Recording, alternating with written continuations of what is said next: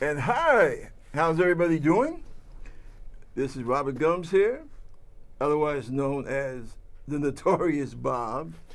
And you know the name of the show. It's the Concerned Forum. And we try to keep up with public affairs, subjects that you're interested in or that you should be interested in. And before we get on with this, just a little bromide, yeah, I guess that's what you could call it, that I want to lay out to all you folks watching the show. As you know, we have Donald Trump as our so-called president. I say so-called because if he can say so-called judges, I can say so-called president. Unfortunately, sometimes when you pick a broke, alcohol-addled actor off the street and you give him a part to do, believe it or not, many times that actor will perform astoundingly great.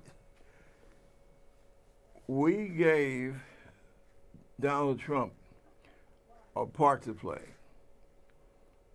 And yes, I use the terminology part to play because I agree with Bill Shakespeare when he says that all the world is a stage. It is. We have to perform. We perform for our wives, our sweethearts, our parents, our children, where we work at, the people we work with, our boss on the job. We're constantly performing. Well, we gave Donald Trump a part to play. He said, I want to play the part of President of the United States. We said, okay. We have a much more experienced, more competent actor named Hillary. But you keep on pushing so hard for this part. Some of us are really considering to give you a shot. Now you got to keep in mind, the majority of people that voted in this country voted for Hillary Clinton. Didn't vote for Donald Trump. They either voted for Hillary, or they voted for the Libertarian Party, or they voted for the Green Party, or, worst of all, they didn't vote at all. And of course, you know, that's how this actor, Donald Trump, won. Well, as Shakespeare said, all the life's a stage. We allowed this gentleman to go on the stage of life, to go on the world stage in our name. And unfortunately, so far, he has humiliated us. He has embarrassed us. He has frightened a good amount of us. And I really wonder if those people that felt that they should give Donald a chance, I wonder if they're happy with their decision. Mm. He has unified us to a very large extent. He has unified us to the extent that you got a large part of the country. Well, I wouldn't say a large part. I would say a good amount of people are unified solidly behind him. And the rest despise him. Now, that's as far as he's gone as far as unifying anything. Our friends, our allies across the world are terrified because, you see, Donald he doesn't take this seriously. Doesn't take foreign affairs really all that serious. He tells the Prime Minister of Israel, when the discussion comes up about a two-state solution, what does he say? Well, you want two states, you can have two states. If you want one unified state, whatever you guys want to do. Now, that's appropriate to say something like that if you and your friends are just trying to choose what restaurant you're going to tonight. But if you're talking about life and death in the Middle East, I would think that that would deserve a little more thought than if you're going to do Italian food or if you're doing sushi. Also, this idea of basically spreading fear and hatred against people of one religion, that doesn't seem to me to be wise. And also, along with that, the building of the wall. I had always loved my country because in spite of her many mistakes, we would try to dust ourselves up and get up and go forward and slowly but surely head in the right directions. We were known throughout the world as people that would build bridges, not build walls. But now, that's what Mr. Trump has us doing. Or, excuse me, that's what he has us looking like. Wall builders. Whether we like it or not, we were the hope of the world. I think it was that Lincoln said something to that effect. Mankind's last great hope, to show that people are fit to actually rule themselves without a king or some type of monarch. And I want somebody to honestly look in my face, look at Donald Trump, listen to Donald Trump, and tell me that this guy justifies the great movement towards democracy and away from dictatorship. Piss poor example, as we would say in the Navy. And it's a shame because it didn't have to happen. And this thing about him accusing the former president of some type of wiretap. What is this thing with him and Obama? Is there some kind of secret bromance on the part of Donald's part? I don't get it. Perhaps what it was the fact that one of Donald's associates were being listened to. Under the FICA regime, under the FICA rules, if they hear telephone conversations coming from overseas into this country, that triggers a certain amount of things to happen. And well, maybe that's what Donald got caught up in. We don't know. But I tell you this much. I really believe that Donald was too closely involved with the Russians, not only for his own good, but for ours as well. And it's funny because I'm talking about Donald Trump.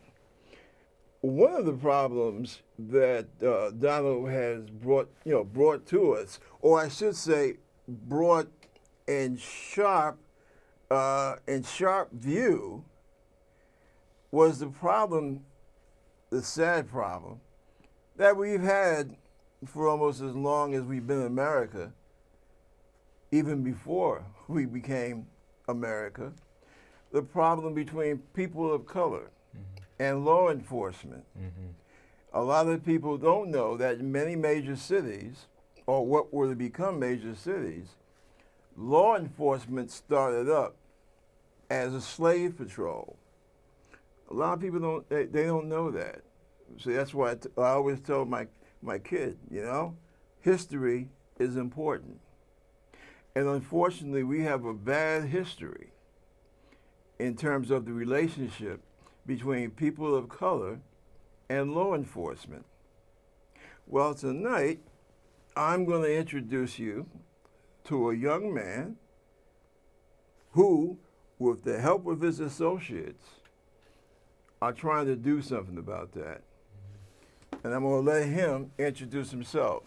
Thank you so much, Mr. Gumbs, for allowing me to be here on the show. I also want to say that thank you for that little address at the beginning. I completely agree with everything you've said. Oh, thank you. It's very poignant and just kind of sums up, I think, a lot of sentiments that people are feeling with the political climate of the day. My name is Leland Gill. I'm an associate with the Elected Civilian Review Board, the campaign going on in New York at the moment.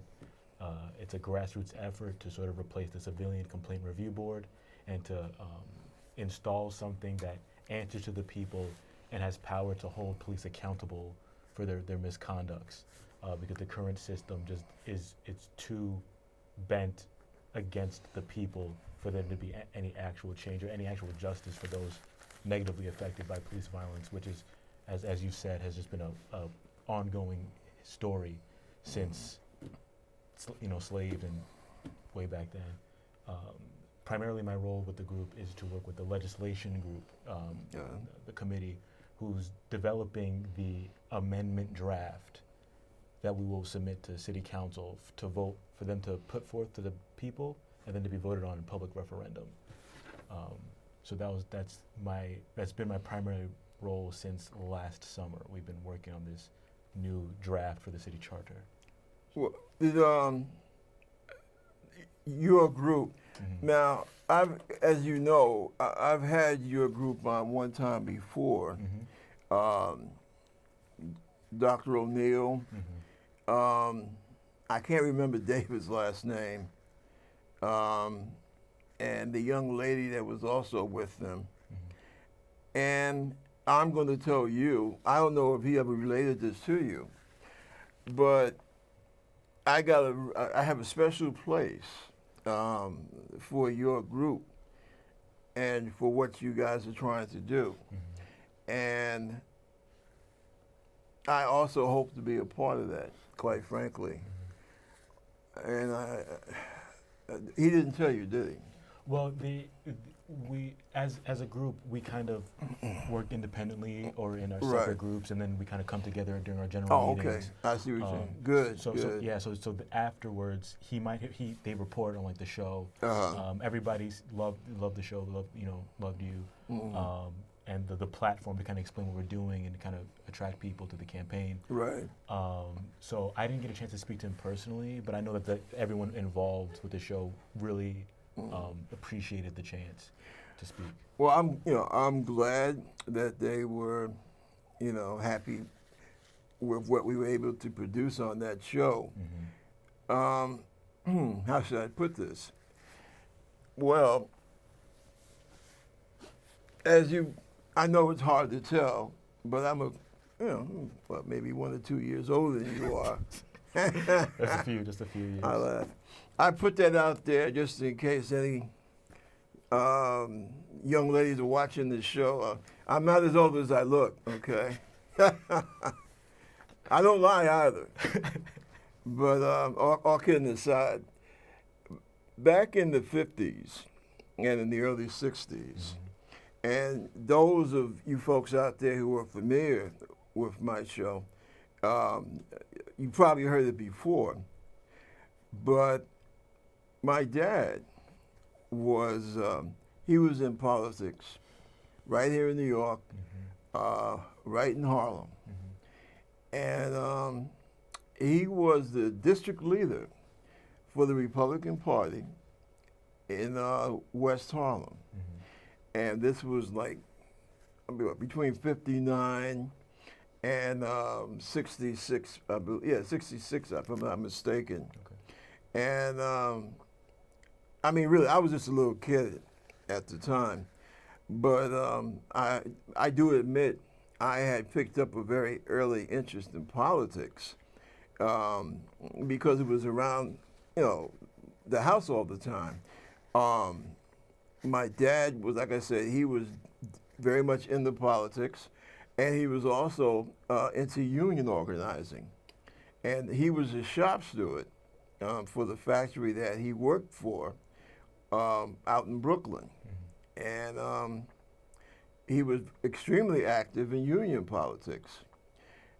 He gave me some big function they had up in Rochester, and I think I was about 7 or 8, and he took me up there to Rochester, and I had a chance to meet Governor Rockefeller at that time.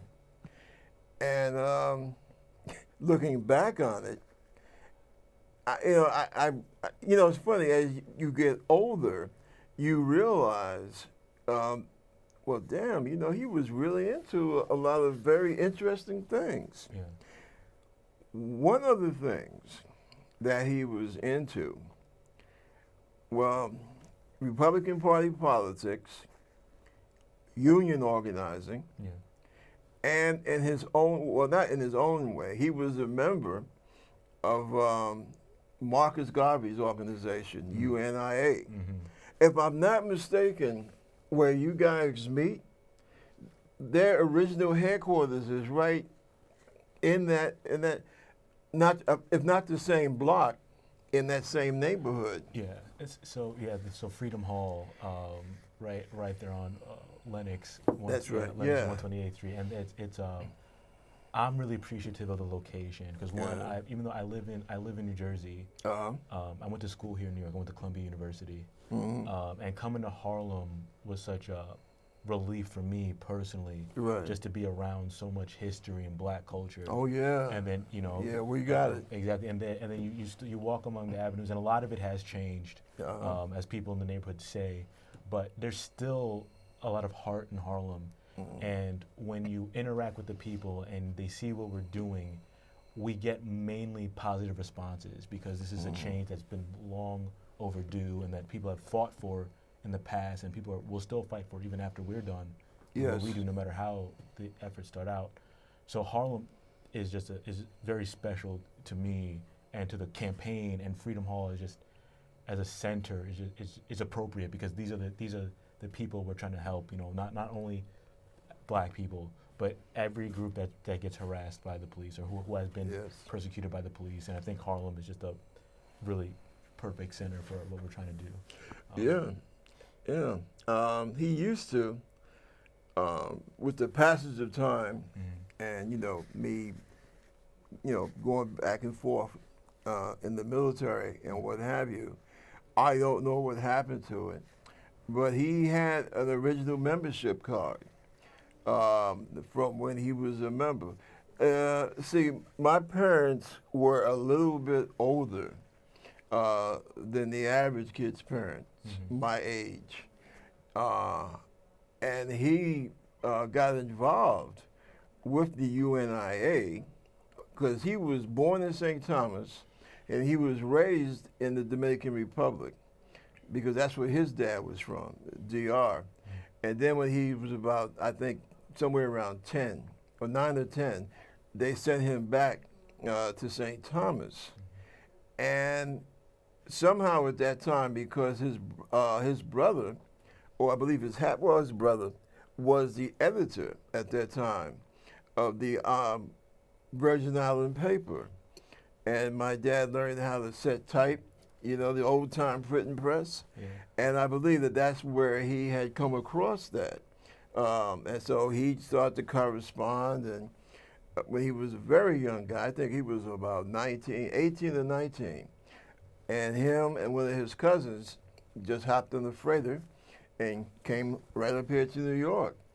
And he was involved with what was left of the organization after they framed Garvey and what have you. But at that time, and we're talking about the early 30s.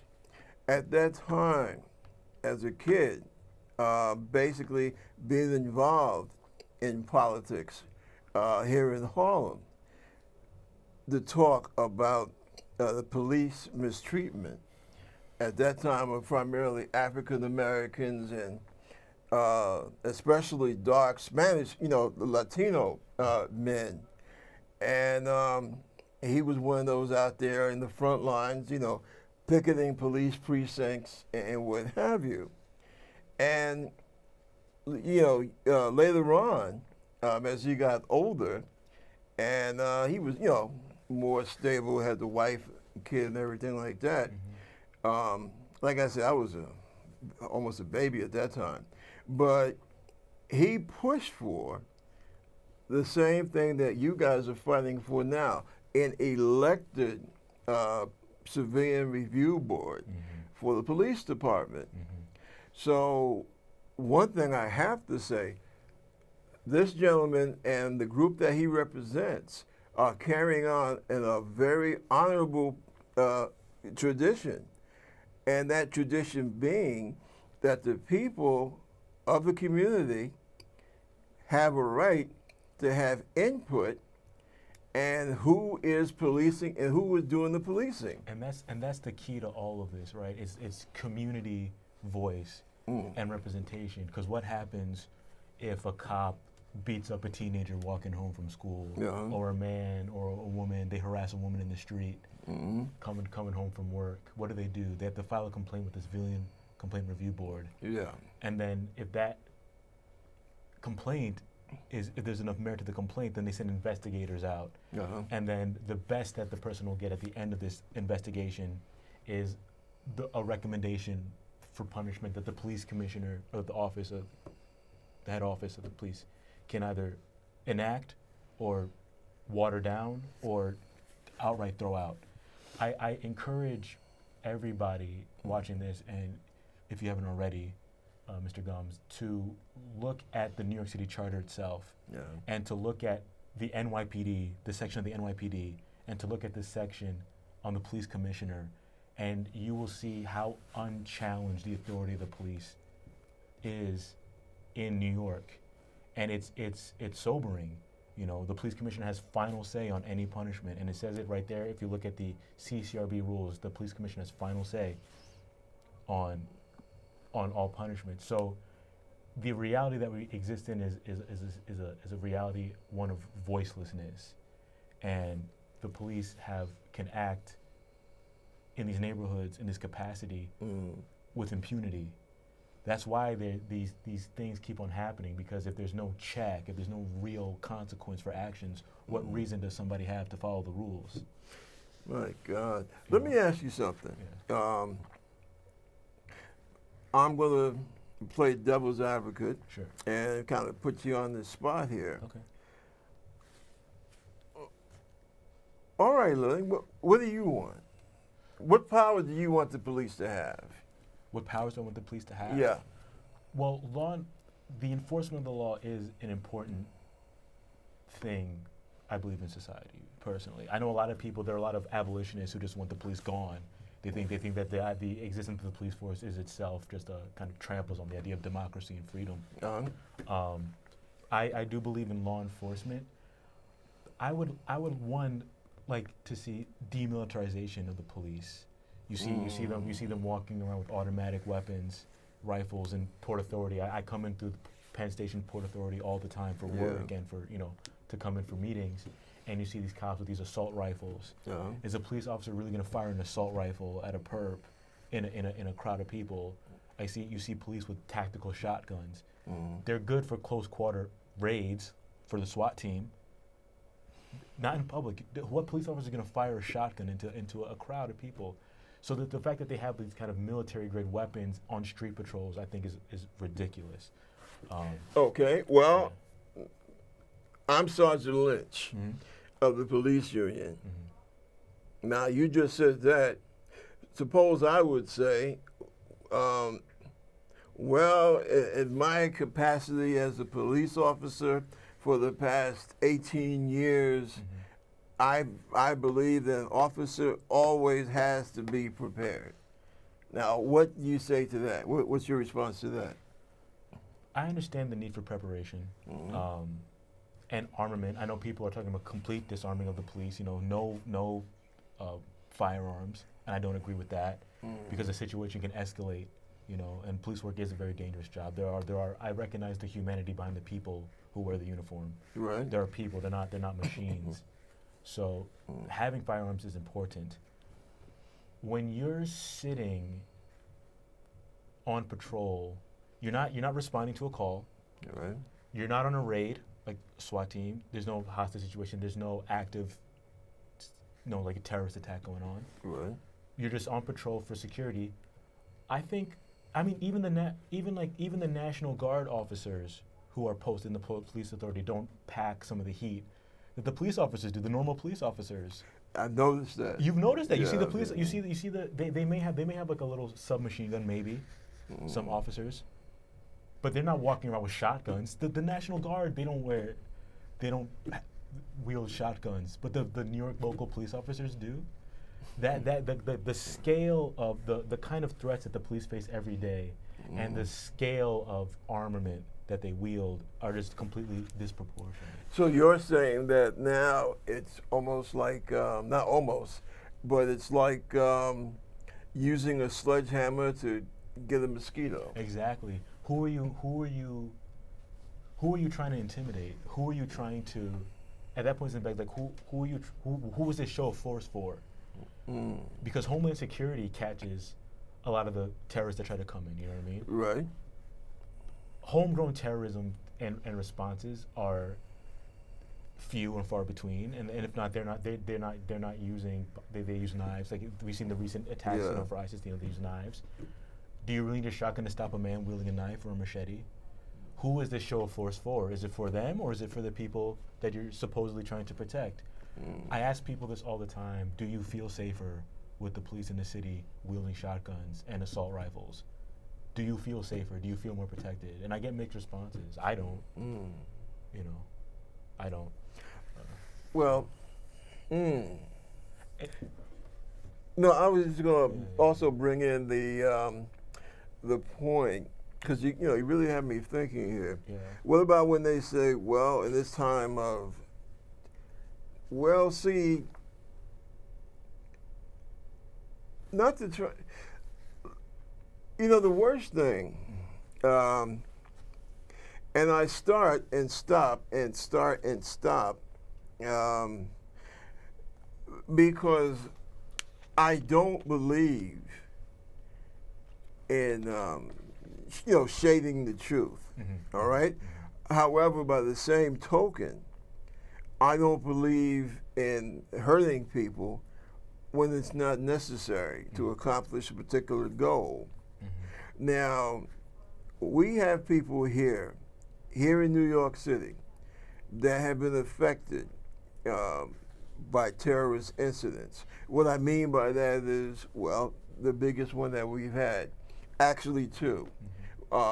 It was targeted, when was that, 93? Yes, the earlier one, yeah. Right, and it was hit again in 2001.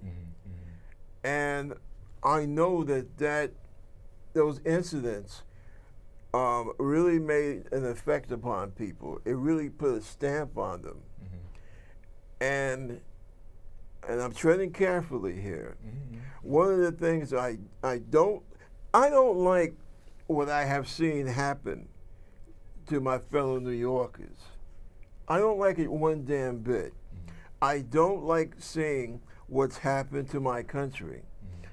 And this whole thing about, police, the review board, it does dovetail into that to a point, because, and like I said earlier, certain politicians have made it their key technique to basically scare folks to death. See? And I think that is so dangerous, because then you're not dealing in law enforcement, you're dealing with a lynch mob mentality. Exactly. Okay, when you say that, well, the police, don't question the police. They have a hard job to do, so don't question them. Our country was founded on the basis that, yeah, you challenge authority. You don't sit up and allow authority to do A, B, and C when you see that A, B, and C is wrong, or it doesn't have any link to the reality of a given situation. And what do you see politically in terms of trying to get this board through? So this is a discussion that we've had for the legislation group very extensively. Kind of who are our allies in power and in the street, community-wise, and who would oppose us,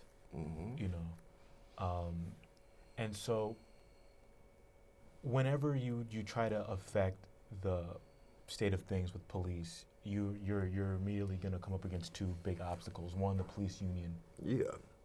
Two, the mayor's office itself. And then by extension, and I can get into a little bit why with what we're trying to do with the district attorney's office. And so we were in contact with a legal advisor when we were first trying to get the draft started, because none of us in the legislation group dedicatedly are lawyers. Like, I'm not a lawyer, I didn't study law. Okay. So we needed advice about learning the legal terms and how to navigate the state constitution and the New York City Charter and New York City Constitution.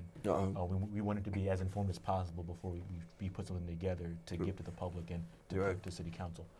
And this legal advisor made it very clear that like the unions, should this get anywhere close to passing, will look to shoot we'll look to shoot it down for every little thing, because the police they're an arm of the government, and so they have their jobs are protected by certain rights. So there are certain processes to dealing with getting rid of a police officer. You can't, it's not like being fired from a regular job. There are certain they have certain rights, property rights, and so. In terms of, and then of course the American veto, something that gets passed by referendum, and then the city council has to have 2/3 majority to overturn the veto. So, in terms of political groups and kind of this movement, it's kind of all about finding the one meeting the need of change. Certain people will play devil's advocate and be like, we need law enforcement. Yeah. And I don't think anybody, and I think as a campaign, we've been really smart about picking our battles. Like the demilitarization of the police is something that is completely out of our scope for now. You're right. Kind of another member brought up the fact that the Oakland, they passed that police commission, the civilian commission, to kind of have oversight of the police in Oakland, California. Okay. And then that commission has the power to fire the police commissioner should the job be insufficient. That is something that we're still deciding on, because that's a whole other different battle, and we have to look into like the New York State Constitution. Like the more you try to dismantle a system, the more problems you run into and the more opposition you More face. opposition, yeah. And so in order to find allies, we've kind of had to, one, pick our battles. Replacing the Civilian Complaint Review Board, something that has been provably ineffectual in the city. Anybody will tell you. And we have statistics to back it up. That's something that people can get behind. Demilitarization, that's another topic for another debate. Even though I believe in it, other people believe in it. And also we also want to install an independent special prosecutor to prosecute the police, and that's another. I'm sure we can talk about that later, because that's a whole other issue and a whole other battle. Kind of like not outright replacing the district attorney's office, but having somebody independent to prosecute the very people that the DA's office works with on a daily basis to prosecute criminals, and removing that bias. Something that we kind of talk about, how we need the police and fear is that, what elevates an officer above the very law they're trying to enforce. You know? Well, there's a real quick, simple answer to that one. No, it doesn't. Yeah. We are all supposed to be equal in the eyes of the law. Exactly. Yeah. And so when you have a system that not only mitigates punishment for these officers breaking the law, Yeah. but in some cases they just switch jobs. They get to keep their jobs. You know, they get taken off desk duty. You shoot a black kid in the street, they get desk duty. They get suspended. You know, if I were to shoot somebody dead, do you think that, you know what I mean, I would get a, you know, is that I think people don't really understand how messed up the situation is until we put it to them in terms like that, you know. Well, first of all, if God forbid, Yeah. but if you were in a situation where you shot someone, holding on to your job or finding another job, that would be one of the least of your problems. Least of my problems. Trust me on this. Yeah. But something I was just going to say. Talking about shooting. There's one case in recent New York City history that constantly stays on my mind. Well, actually, there are two, but one in particular. And that is, I don't know if you remember it, this was a few years ago, within the last 5 or 6 years. Supposedly, it's in one of the projects. Might have been the projects in either Queens or the Bronx, if I'm not mistaken. They chased the young man. Supposedly, he was the right guy, but he was running. And this was about marijuana, right? And they wound up following this guy to his home. And lo and behold, he had been in the bathroom. We'll put it this way, whoever was killed had been in the bathroom, comes out the bathroom, and the police shoot him down in his home in front of his grandmother. And there were no weapons found. I can't remember the name of that case. Yeah. But I remember the case itself. And I thought then, well, you know, how horrible that this guy gets killed in his own home as he comes out of the bathroom. The other case, this was, I think it was in Jamaica, and the guy was outside of a club. He was supposed to get married the next day. Sean Bell, I believe. Is that Sean Bell? I think it was Sean Bell. That was when I was in high school, yes. Yeah, and this guy, him and his boy, just sitting in the car. And the next thing, from what I remember reading, the cops fall out, they're in the street, they start shooting, and this guy is shot to death sitting in his own car. And he had no weapons on him, had not pulled a weapon, and yet he's dead. And see, I don't understand that, right? I don't understand. Now, I was told, I mean, I could have gotten this wrong. I was told that this is basically an organization that is dedicated to doing this one thing, having an elected civilian review board. Okay, that you're not there to try and clutch on to this politician or that local politician. Right.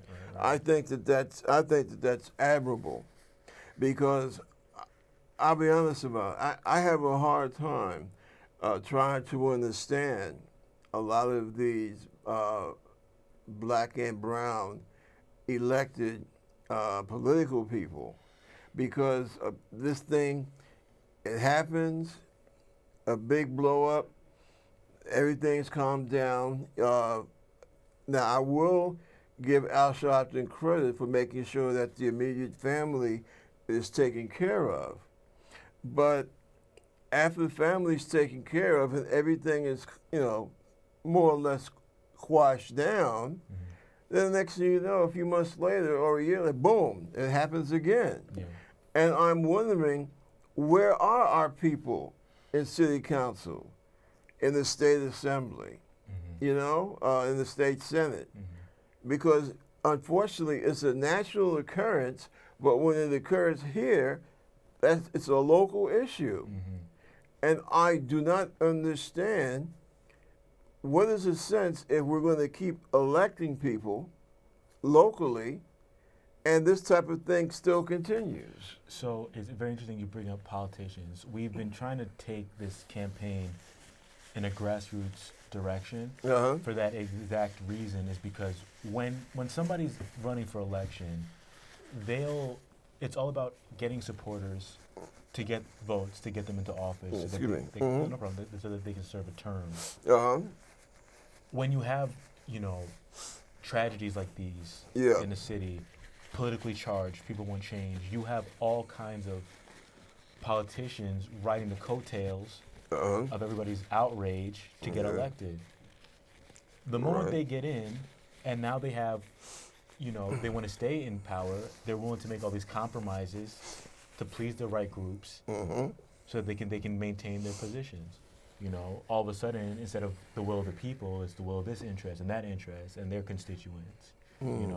So we knew we could not outright trust a certain politician to take the helm and to enact this change alone, because history has proven time and time and again that people are more likely than not to bow to the order that they're a part of than to fight against it, unless you have somebody really radical in office. Right.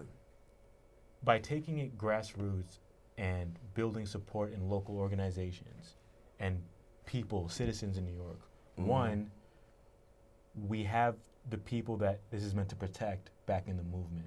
Right. Two, we keep the movement democratic. America's supposed to be a democracy where the people's voice matters. That's correct. But then in the case of the police and the police commissioner, that's not the case at all. When one body has all the power and one body has none of the power, and one is authority over the other, that's tyranny. That's master and slave. Right. That's not law enforcement. That's not public protection. It's completely backwards how the system's supposed to work. And then so once we have this kind of community support, we then go to these politicians and say, listen, now the very people that you're trying to get elected want this one thing, and if you don't fall in line, good luck on election day. That's kind of the approach that we've taken. And now it's very interesting, now that we've kind of completed our first draft of the amendment, which is very exciting for the group. We've been working on it for months. We're now looking to try to find allies in city council who will kind of help us out. But we started with the movement and reaching people first, and then the politicians second. Because when you start with one, then the other that really matters gets kind of left by the wayside. So that's kind of been our process behind the whole thing. Well, I hear what you're saying. Right.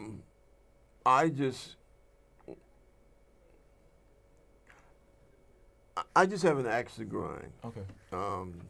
With many of the things that I have seen here in New York since I came back from the Middle East, and I'm very dispirited, very sad,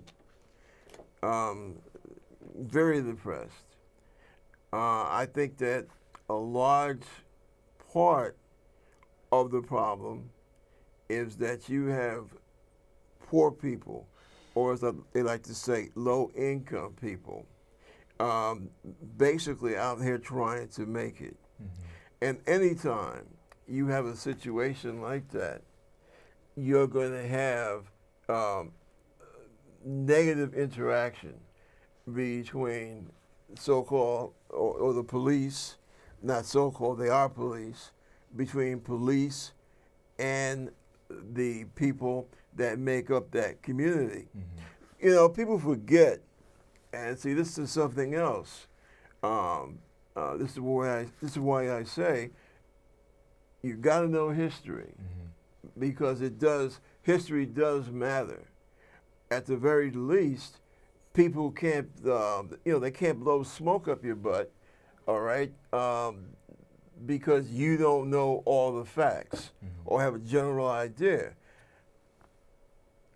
When this area, because you're talking about Harlem, for example, right? When that area was predominantly Irish, they had a problem with the police department because you had alcoholism and drug addiction. Yeah, way back in the 18 so-and-so, yeah, people were using drugs even back then, all right? Although that was basically opium. And like I said, alcoholism, unwanted pregnancies, low employment. Gee, I thought you were talking about the black community. No. See, that's the point. Poverty is a disease that hits all communities. And for some odd reason, do you know that those Irish folk that were in Harlem, living here in Harlem, isn't it kind of funny that they had the same kind of problem with gangs, drugs, domestic problems that you will find in a lower income black community? But the funny thing is, number one, what they did with the Irish, they gave them civil service. And the Irish became the firemen, the teachers, and the policemen. Same thing with the Italians, right? The only case that was different was when it came to black folks. See? Now, as we started this thing off, I made the point of picking up, of showing that the harsh relationship between people of color and police departments, it didn't just happen yesterday. You had the situation because the police were responsible for keeping up with slaves and with the few free blacks that you had. That was their job. And then they had additional responsibilities keeping up with the immigrants, especially with the Irish. You ever notice here in New York, right? All your National Guard armories, what do they look like, most of them? Oh, no, shamrocks, did you say? No, they look like little castles. Oh, yeah. Yeah, the armory. The armory, yeah, National Guard armories, yeah. Oh, yeah. Yeah, well, see, there's a reason for that. It's because that was set up so that in case there was trouble and the local police couldn't handle it, then you had the National Guard there to take care of the situation. The greatest riot that ever took place in American history was called the Draft Riots, and it took place in 1863, July of 1863. Right? I think it was about a day or two before or a day or two after the Battle of Gettysburg. As a matter of fact, it had gotten so bad that they had to pull troops off the line in Gettysburg, Pennsylvania, and put them on a train and ship them up to here to New York City. That's how bad it had gotten, because the Irish and a few Germans, but predominantly the Irish, went wild because they felt that they were the ones getting picked for the draft. See, and they didn't like that, and so they literally went off, and I could see their point. Of course, what they did that was really shocking, they were grabbing and hanging any black person that they came across. They tried. It was a black, well, they called it colored back then, a colored orphanage somewhere on the west side in the 50s, like around 54th Street somewhere, and they set it on fire. Fortunately, other white people saw what was happening, and they rescued all the children, and none of them got caught up in the fire. But see, this whole thing about being a member of a lower income community and having problems with the police, it's nothing new here in America. Mm-hmm. And see, what bothers me is that one of the main things that bothers me is that they found solutions for those folks, Yeah. right? But in terms of black and Latino, there's no solution, okay? And unfortunately, some people believe that, well, yeah, we just got to keep beating on them until they behave. Mm-hmm. See, and that's the biggest problem that we have here in America. Mm-hmm. We don't understand how our whole police procedure, how it came to be the way that it is. And just like I said, you help the Irish out by giving them civil service.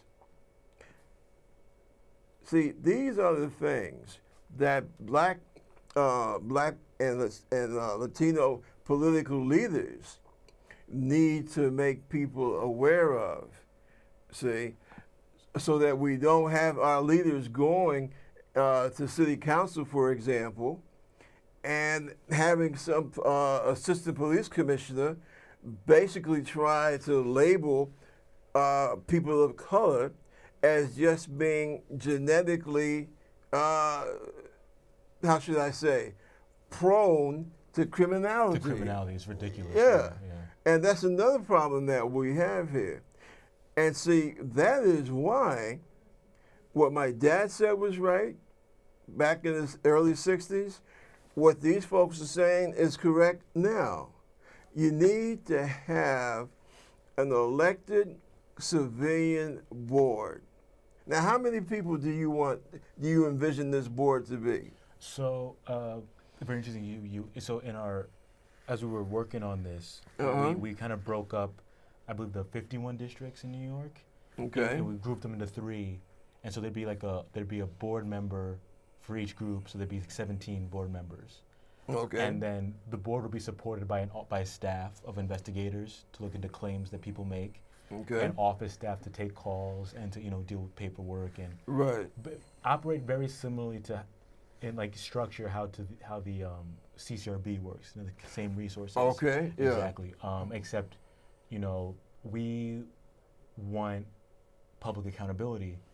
We want to, because it's elected, you have to be careful of who gets put in. So there's going to be there's a recall process built in so that people can vote out somebody who's not doing a job there correctly. You're right. And they can put in somebody.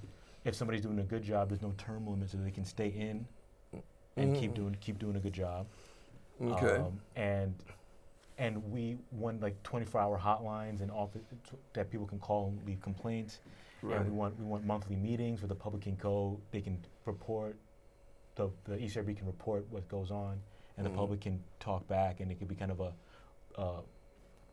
a dialogue with the community. That the government institutions can actually be public servants. Right. Which is what they're supposed to be, instead of just people who get elected and they get paid on the city's dime, and then they sit around and do nothing, and then they get out and it's woe is me. Now let me ask you something else. Mm-hmm. How would this interact? How would your board say, okay, boom, I snapped my fingers, you got your board. Mm-hmm. An incident has taken place. Mm-hmm. 2 cops are accused of beating upon a young black male. Mm-hmm.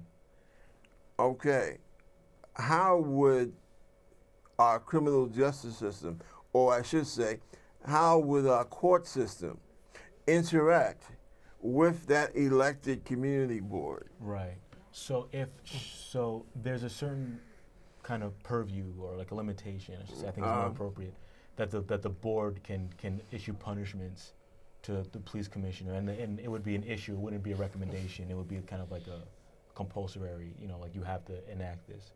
punishment. And so just to answer, I know you probably have questions, but like so to answer your question, if the it's investigated and like a criminal charge comes up, like you beat somebody beyond like physical, like you say like a Freddie Gray situation where they break the neck, you know what I mean? Right. And instead of dying, the guy's just quadriplegic for the rest of his life. Oh, God. Something horrible, like something that escalates like that. Yeah. Then that's when the independent prosecuting office would take over, and then the case would kind of go through kind of like the normal. It gets presented to the grand jury, then the grand jury rules on it, then it gets taken to a court, and then the prosecution, the officer has their defense lawyers, and then the prosecutor will prosecute the officer on behalf of the city, instead of the DA's office presenting the case to the grand jury, which is what we've seen, which is how the system works. Now the DA's office prosecutes police who are caught in crimes, or like who murder somebody wrongfully or excessive use of force. And the inherent problem with that is that, like I mentioned earlier, or I might have mentioned earlier, is that the DA's office works with the police every day to prosecute normal criminals. So how are you going to fairly prosecute somebody that you were working with on another case?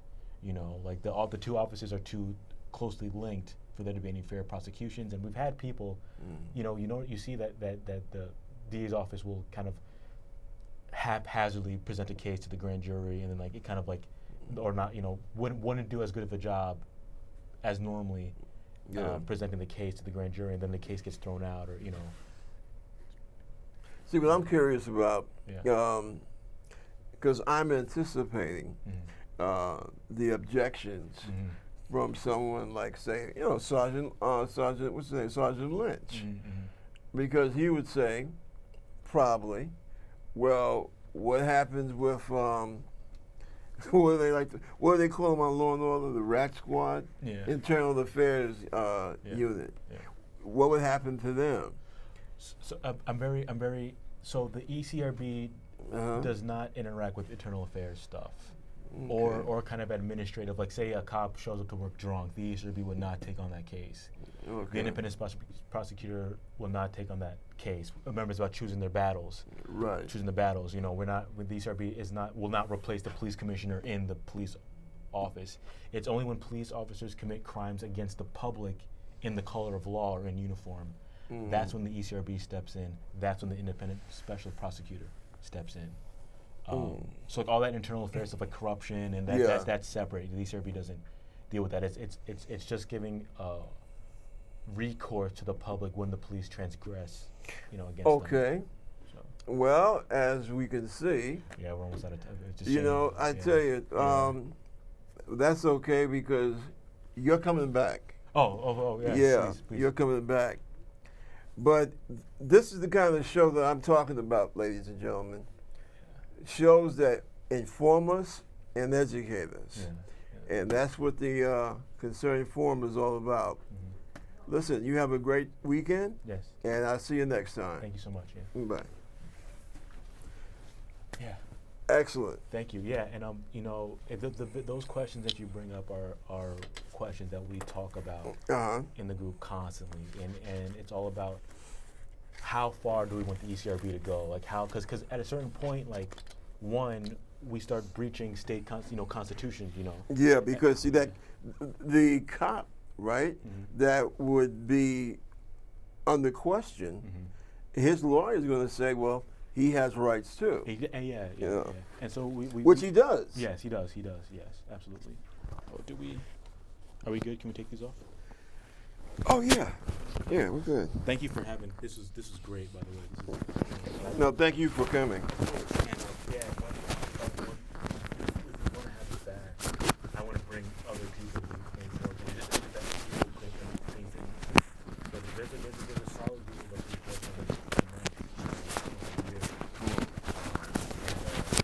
they can kind of give their 2 cents. Now, when is your next meeting? The 23rd. Okay, I know the first Thursday, right? It's the first Thursday of the month. Yeah. And the second. The first Thursday of the month. Actually, let me just write it down. So I just have it. Yeah, go ahead. As a matter of fact, write it in my book. Okay.